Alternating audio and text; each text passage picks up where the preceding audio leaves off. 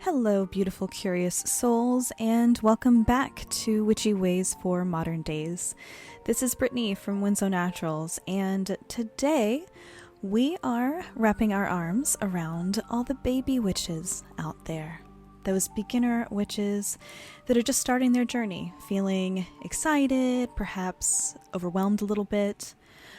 Those of you who are standing at the very threshold of something ancient and deeply personal. No matter how advanced some of us may be now, we were once just like you at the very start of our journey.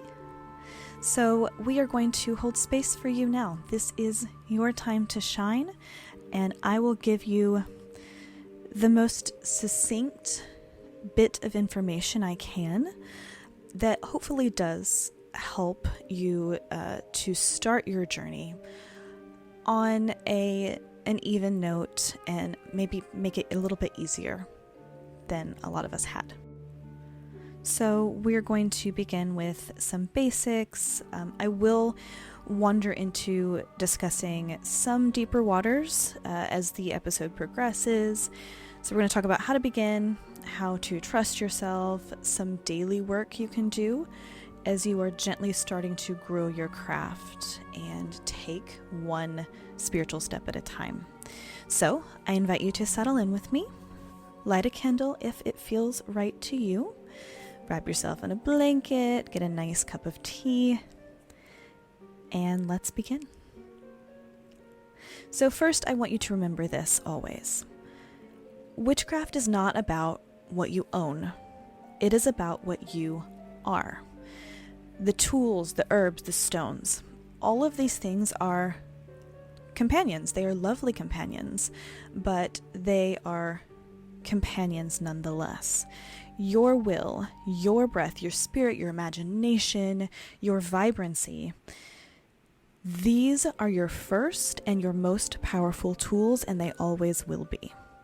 You can do great magic with nothing but your voice, your mind, and your hands. The rest of it is adornment. It is not necessarily a requirement. So you don't have to have the best, greatest, most fancy thing. That is nice. It can be helpful. You can really appreciate the aesthetic, and perhaps that will elevate your magic as your craft grows stronger. But for now, take it as simply as you possibly can. Let's not overcomplicate things. So your first teacher, before anything, is your intuition. Your intuition is your very first magical teacher. And then the next teacher you should have is curiosity, with a capital C. So I want you to learn the very basics of correspondences. So correspondences, these are going to be how colors, herbs, specific days of the week, moon phases, how all of these can lend extra power to your work. But I don't want to let information bog you down or boss you around. For example, if rosemary. So rosemary is typically extremely protective. It's used for physical protection, spiritual protection. If for some reason rosemary just feels very much like an abundance herb to you, and it's not necessarily used commonly for that, even if a book or a person, like me or anybody else, tells you otherwise, I want you to listen to your intuition. Your felt sense, your senses are your compass. So just because something doesn't technically mean one thing, doesn't mean you can't use it for that intention. If it feels right to you, if your intuition is going, no, yes, this is what this is, then that is valid. That is 100% valid. Do simple practices. Simple, basic practices are where you want to start. Pick one thing a week, 1 to 2 things a week that you're going to focus on, that you're going to learn as much as you can about. So pick a plant or a crystal or a witchcraft symbol, any protective symbol. Whatever it is, I want you to hold it. If you have a physical representation, research it, dream about it, especially if you lucid dream. I want you to write down whatever this new thing that you're learning is teaching you, whatever interesting or maybe like really weird things that you are learning about a specific part or tool of the craft. Write what things are notable to you. Your insights matter more than memorizing lists from books or memorizing lists from spiritual teachers. So I want you to write down what that item is teaching you and start slow. No more than 2 a week, because you will get very bogged down very quickly. So if you're learning about colors, days of the week, how moon phases work, concentrate on 1 to 2 and cap it at that per week. You're going to get really confused otherwise, and confusion is not a good place to start. There's too much to learn to start confused. You've got time for that. So your intuition being your first teacher, right?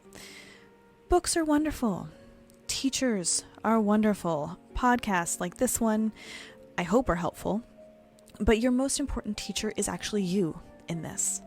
When you read a spell or you read a ritual, I want you to notice how it feels in your body. Do you feel excitement? You may feel warmth or cool.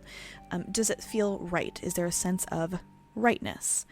Or does the spoken spell feel heavy? Is it slightly forced? Does something sound or feel uncomfortable? Question everything. If there's something that doesn't feel right, change it. Adapt it until it does. I want you to remember, witchcraft is not a dogma. It is not a specific religion. It is a practice, but it is an individual practice. It is a living practice that breathes with you and that grows and changes as you grow and change around it. So one simple exercise that can help you kind of strengthen, connect you to your intuition is when you wake up in the morning, before you even check your phone, before your eyes are completely open, I want you to place a hand on your belly, and I want you to ask yourself silently, what do I need today? That's all you're going to ask. It's a very simple question. Listen for a word, an image, or a feeling to come to you. You might instantly get like a flash of a pancake in your mind. And you're like, oh, yeah, well, body's hungry. Body needs nutrition. So that is what I need right now. But you're listening to your intuition tell you that, right? You could get a sense of, I need to do some self-care today. Great. Your intuition is trying to guide you. This is the very beginning of hearing your inner witch start to speak with you. And this relationship will develop as your craft grows, as you mature and you age. It is a very important part of your spiritual practice. So your intuition should never be neglected. Now, starting with a simple ritual, right? Starting with basic. You don't need elaborate rituals to make your magic real. You don't. Some of the most powerful spells in the world are simple. They are basic. So I have a few ideas, right? I have a few ideas that you can try. From my baby witch friends, you can do a candle witch. Candle wish. Brittany can't speak today. Light a small candle or basic candle. Just it doesn't really matter what color. If you want to be very neutral, go for white. If you don't have white, go with what you have. Focus on one wish, no matter how tiny it is, right? Whether it's peace for your day, courage that you might need for a conversation, clarity that you need for a choice, to make a choice. Watch the flame of that candle. See your wish floating up with the smoke that comes out of that candle, and watch as it's carried to wherever it needs to go. As the universe kind of takes that wish from flame manifestation energy, watch the universe kind of take it and let it settle with that. You also could do or have a moon moment is what I would refer to it as. So on the next full moon, step outside, look at the moon. I want you to whisper something that you want to release. An energy, a situation, whatever it is. Whisper it. Exhale as much as you possibly can until there is no air that you can get out of your lungs left. Thank the moon for holding that and for listening. That is a spell. That is a release spell at its most simple, basic, stripped down form. Then you can do a tea blessing. Like you might have tea right now with you. I have tea. I don't have it in a cup. I am from the South. It is a very sweet iced tea, so this is not going to be applicable for me. But most of you who would most likely, I would assume, have a warm tea at this point, hold your cup of tea or coffee with both hands. I want you to imagine warmth or protection or love, whatever the intention, flowing into the drink. And then I want you to sip on it slowly until it's gone. You've made a potion. That is a potion. That is a very simple potion with no nuance, period. But it is a potion. It is magic. So tiny acts, full of intention. That's what you're aiming for when you start. That is real witchcraft. So I want you to keep it simple, but give yourself permission to go deeper. Simplicity is beautiful. I don't want you to be afraid, however, to explore depth within that practice. So I want you to light a candle with intention, right? But then you could try layering with it. Add a sigil you drew yourself, carve it into the side of the candle. Dress a candle with an oil that matches your intention, your goal. Whisper your wish 3 times or however many times as you light that. Let your rituals become a bit more layered each time you do them. So you might start candle magic by literally just light the candle and then it goes out later. That might be the very beginning. Next time, I don't know, you can draw a little sigil on the side. The next time you do one, add some oil. Next time, add some herbs. Next time, whisper a wish, whisper thoughts and hopes into the flame as you light it and as it burns. Keep building on your practice. This is how you get good at it. You don't just start with the most complicated spell possible. That is going to be way too much. I feel like it's going to be way too much for most people. So we don't want to burn ourselves out. We're gonna pace ourselves. That slow and steady wins the race, right? Almost every time without fail. So the one thing that can really overwhelm baby witches is the avalanche of information. Herbs, correspondence, deities, divination, astrology, crystals, tarot, runes, pendulum work, blah, blah, blah, blah, blah, blah, blah. It is a beautiful garden, okay? Witchcraft, gorgeous garden. But you don't have to grow each part of your garden all at once. If you can't concentrate on everything at once, you're not going to be an expert at everything at once. Unrealistic. There's nobody in the world who can do that. So I want you to learn slowly. Because if you learn slowly, I think that that's going to be the best way that you can learn sustainably.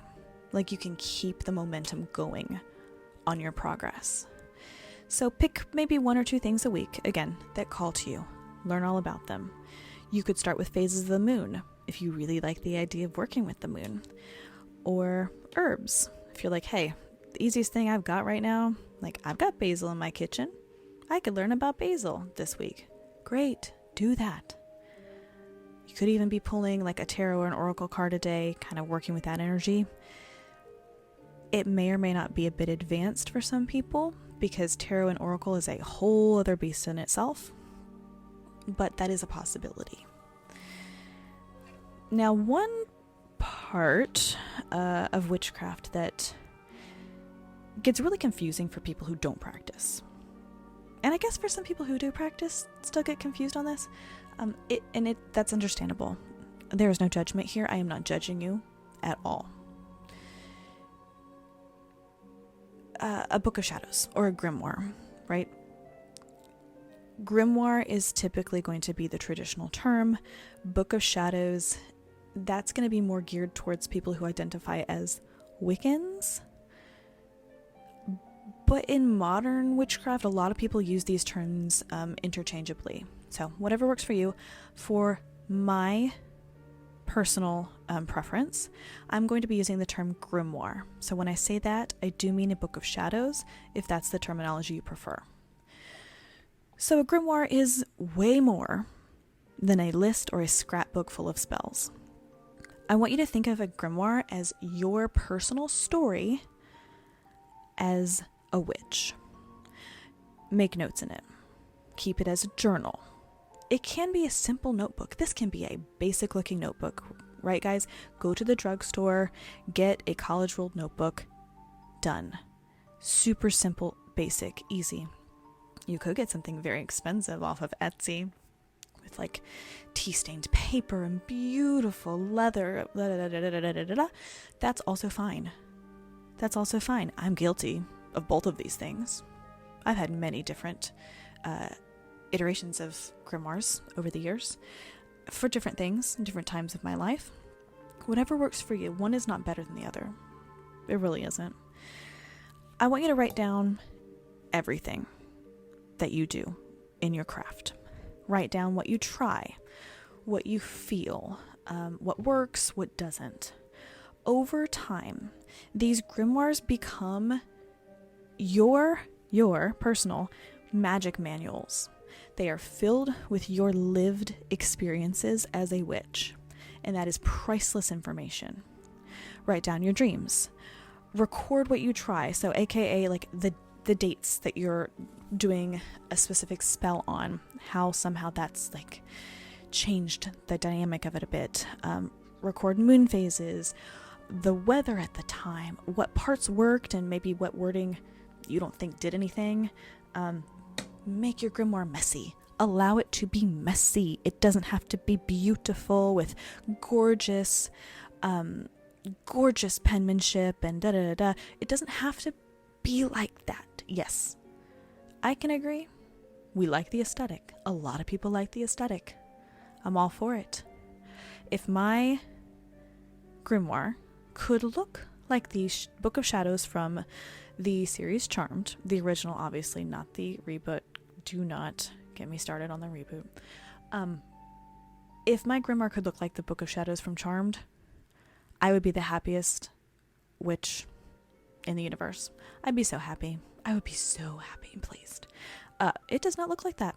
Newsflash. It really doesn't, because it's real. Because life isn't a story.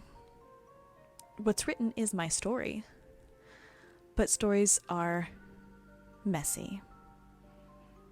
And the messiness is a good thing. So, over time, you're going to start to see patterns. You're going to be able to track and see how your magic shifts as you shift through seasons of your life. That's the real magic there. Perfection is not the key. That's not the magic here. Growth. That is the true magic. So starting with something, I'm going to say start with the moon. Only because almost every single witch that I have ever been in contact with connects with the moon. So most, I would say, I'm going to go really high and say 97% of witches do moon rituals. I know that's probably a lower number than that, but I wouldn't believe by that much. Most of us do connect with the moon in some aspect. Moon is very powerful energy. So you can take connection with the moon a lot deeper than just doing like a full moon ritual, a basic full moon ritual. You can learn entire cycles of the moon. So using the new moon for planting seeds or for setting intention, waxing moon, drawing things to you. It's a lot of manifestation being pulled inward like magnetic force. The full moon can be about charging energy. It can be about connection, celebration. The waning moon is generally going to be your releasing or your banishing phase. Dark moon, deeper emotions, shadow work, deep rest, divination, anything that is going to be a bit harder to delve into. So I want you to try tracking your own energy during each phase of the moon. See how you just feel, basic level feel during different stages of the month. I want you to notice when you feel more social. What phase do you feel more like inward, introspective during? When do you feel more powerful? Align your spells with the moon and with your body. This will deepen your magic more than any fancy, elaborate ritual ever will be able to. About one of the things that we sometimes forget to actually teach baby witches because we just see it as a given, protection. We do not talk enough about protection. I will do probably several different episodes regarding just protection. We've done house protection before. I'll probably get into energy at some point. It's very important, and we skip it too often. Magic opens you up to a bunch of stuff.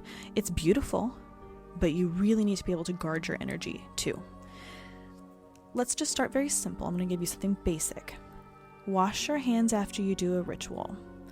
I want you to imagine any lingering energy left over from the spell swirling down the drain, washing away. If someone leaves you feeling drained, picture yourself in a bubble of light, whatever color you like.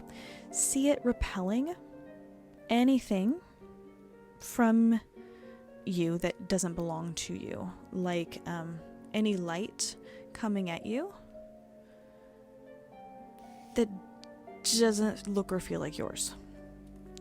Salt by the door, like black salt, could also be Himalayan salt is fine, by a front door, by a back door. A sweep of the floor with intention, putting hematite by windows, doorways, tourmaline, black tourmaline, above doorways, any and all of these things. And there's so many more things you could do, like evil eye repellent as well. These are old ways to keep your space clear and protected. There are so many other ways, but I want you to keep in mind, protection is a key component of this. Don't do anything without making sure that you are at least a little bit energetically protected at all times. Now, here's another advanced tip, but this one is very foundational. It's very foundational. Never skip your energetic hygiene. 3 things to energetic hygiene: grounding, centering, and shielding. Grounding, we talk about more than the others. So you could imagine roots growing from your feet back into the earth. I say it all the time, I really like the ball of yarn behind the belly button going all the way down to the core of the earth. Whatever that visualization is for you, I want you to let excess energy flow down from your body into that cord or that root system and go downwards. Breathe in the earth element energy as you ground yourself to it. And then centering. So centering is going to be like more feeling your energy drawing inward towards like heart chakra, solar plexus chakra. So it's going to be about my chest, roughly to like right below the belly button. That's where you want to pull your energy as much as possible. And I'm just realizing as I'm talking that I really need to have an episode that is solely, actually this might be the next episode. I'm writing it down so I have this. What is energy? Oh boy, maybe I should have started with that. Yeah, I feel like I'm going to have some very basic episodes coming up, but I think that might be beneficial. Who knows? Maybe there's somebody who's really going to benefit from that. And then going back to topic, shielding was that third advanced tip. You can visualize a sphere or a cloak of light, ball of light surrounding you. Flexible, strong. You can reinforce it every day. If it doesn't feel as strong one day as it did previously, this will protect you when you start exploring deeper work like spirit contacting or banishing. So the shielding goes hand in hand with protection, which we just said and just discussed a second ago. Very, very, very important and foundational. Another thing, when you feel ready, this could be in a month, this could be in 7 years. When you feel ready, you can begin building a relationship with your ancestors or a spirit guide or a deity. You can start simple. Like you can start with a glass of water and a candle on a shelf. That could be an altar to ancestors. You can sit with it. You can speak aloud. Thank your ancestors for their life and their lives leading to yours. You can ask for dreams. You can ask for communication. Ask for signs from these people. And if you feel called to work with deities, and it is a if, it's not a when, because there are people who never feel called to work or called to do deity work, and that is valid. That's fine. There are people like that. If you never want to work with them, more power to you. That's your path. I'm never going to judge your path for that. But if you feel called to work with deities at a certain point, I want you to read as much as you possibly can about them, learn about them, but also listen for how they're starting to show up for you. Leave small offerings. Speak to them every day. Notice dreams, symbols, or coincidences, in parentheses. Relationships like that do take time. Be patient, be respectful. Connecting with nature is also inherently magical. So much of witchcraft is simply just remembering that you actually are part of the natural world. Go outside. Step outside of your house. Go outside. Pay attention to the weather, the moon, the little weeds in the crack of the sidewalk, right? Like, pay attention to where the tree bark on one of your trees is kind of scraped off, and probably because a squirrel ran up it. Like, these small, tiny details in nature. You don't need a forest to do magical work outside. A tree on your street can be your grove, your sacred, energetic grove. You can sit by it. You can touch the bark. You can offer it water, whisper thank yous. The natural world is your oldest teacher, and it is your greatest ally. So if ever in doubt, return to it. Many baby witches worry. What if I mess it up? What if I offend a spirit? What if I do something wrong? What if I do a spell and I meant for it to be a love spell and I accidentally hurt somebody that I loved instead? Please remember that mistakes are a part of learning. Magic is forgiving, and it will forgive you as long as your heart is pure about it, as long as your intentions were true. Approach your craft with respect, but also like, approach it with curiosity, with playfulness. It's not 100% serious. Not all the time. So if you forget a line, if you stumble a word in a spell, if you laugh at yourself in the middle of doing some elaborate intention thing, the gods aren't going to smite you. They'll probably smile, to be honest.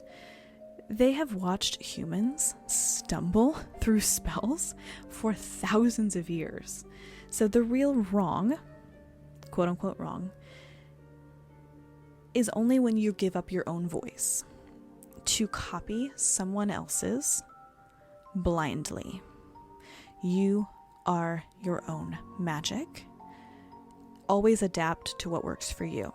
That is the only time when you're not adapting and you're just blindly following whatever creed or a person or whatever it is. If you're blindly following and not actually connecting to your own magic, that is when they will judge you, though. They totally will judge you for that, which is valid. It's valid. I'm not going to say it's not. I do want you to try to find community, because witchcraft can feel really lonely, especially if your family or friends can't understand it, especially if you are in a religious environment or a dangerous environment to practice or discuss witchcraft. So online spaces can help. Forums exist, Facebook groups exist. There are local meetups occasionally that you'll find. A word of caution: not every witch group is healthy. There are a lot of people who gatekeep information. Some groups are going to feed on drama or fear. Whatever it is, I want you to trust your gut. If a group or a teacher makes you feel small or unsafe or dependent on them, that is not your coven. Those aren't your people. A true witchy community will lift you up.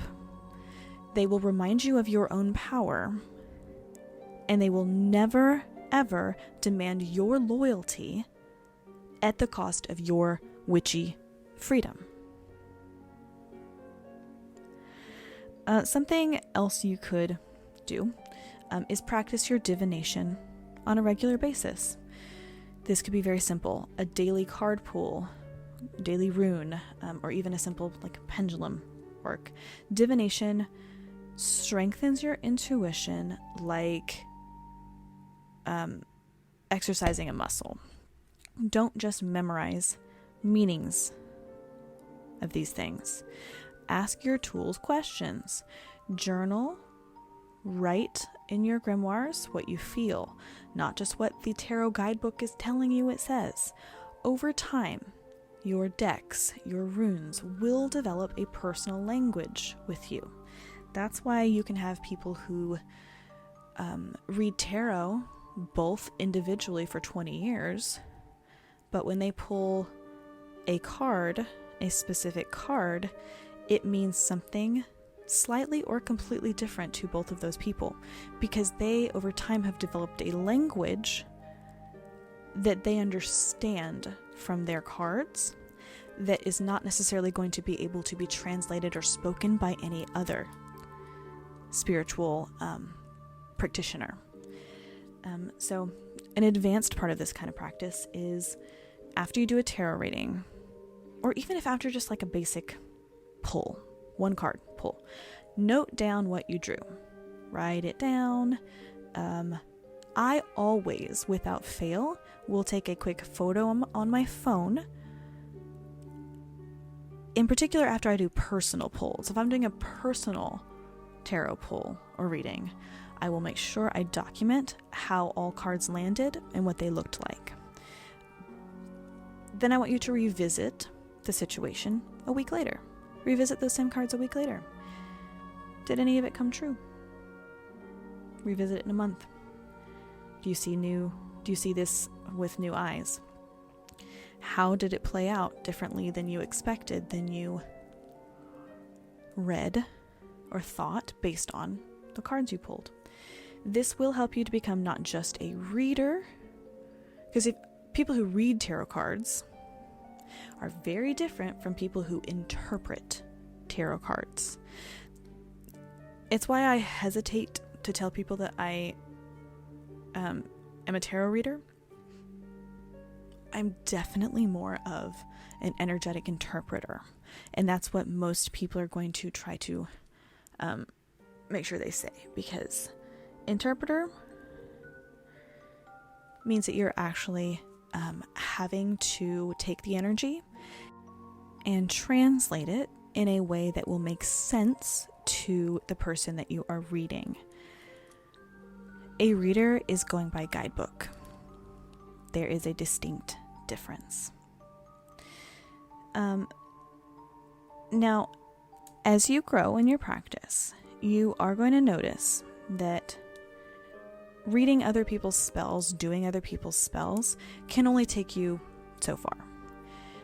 Try to write your own. Try to learn how to craft your own spells. Not at the beginning. I don't expect that. It's probably not great for you to start writing your own spells, but it will eventually happen to you. The easiest, most basic way I can say how to write your own spell is to start with a pattern. There are going to be 1, 2, 3, 4, 5. It would be 5 different patterns. 5 different words I like to use so I remember when I do rituals. First of all, remember what is the intent? What do you want from it? Write that down. Then the correspondence. Are there any colors, herbs, symbols that you want to support this? So if I'm doing candle work, pull whatever, write whatever color I want. Third, what is the action? What physical thing am I going to do during this spell to send out this energy? Then words. Write your own incantation. It does not have to rhyme. Can, but it doesn't have to. But let it come from you. Use your own terminology. And then release.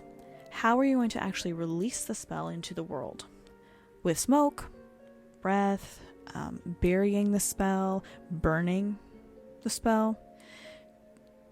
You need to trust that your words, when they are charged with intention and charged with your focus, shape the reality around you.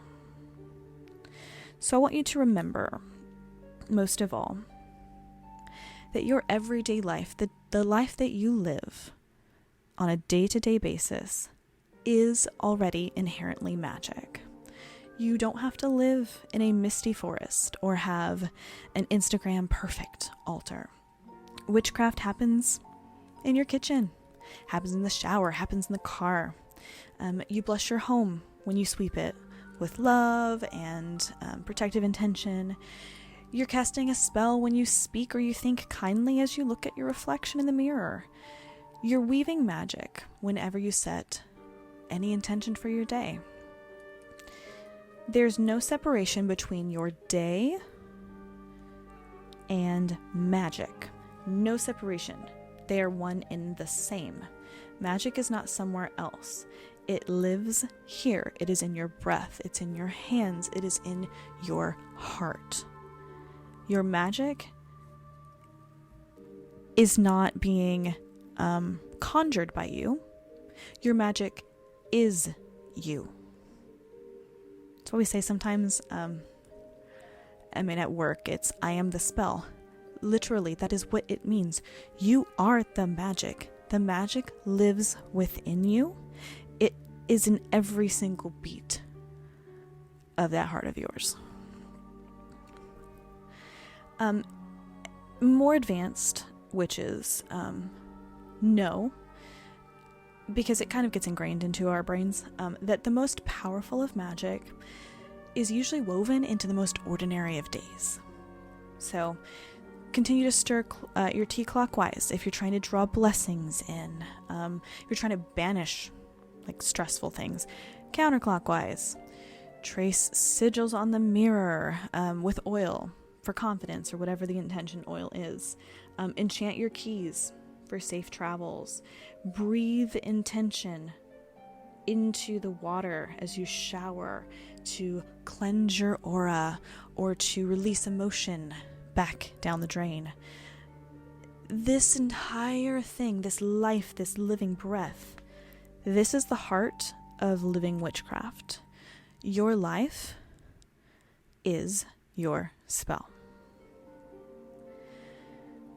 So, most of all, my dearest baby witches, please be patient with yourselves. I want you to keep notes. I want you to light candles. I want you to talk to the moon. I want you to stay lighthearted, trust your instincts, and above all, know this: you are certainly not alone. This craft is ancient because it lives inside us, each and every one of us. It has been passed down in whispers and lost books. It's been passed down in flame, in herbs, in stories, folklore, songs, quiet introspective moments when you realize that you are actually connected to all things living. You are the spell, you are the wand, and again, you are your magic. So no matter how advanced you get, please stay teachable. There is always another layer, another folk practice, another culture's wisdom that you can learn respectfully. Stay humble, always stay curious. I want you to share, when you're ready, what you learn with others who are sincere. I want you to guard your secrets, the most personal of your gifts and of your spells, from those who are going to mock them or possibly misuse them. But above all, I really, really want you to keep your heart open to the possibility and to the mystery of spirituality. Magic lives in the space of not knowing everything and not believing you know everything. Thank you so much for sharing this circle of baby witchery with me today. If you did enjoy this episode, if you could please share it with a friend who might need a little nudge to trust their own magic, that would be very helpful, and I would be intensely grateful. Until next time, please keep tending to your personal flames, to your intention. Keep weaving your magic. Keep going, baby witch. You got this. And I want you to remember, you are the spell. Until next time, guys. Blessed be.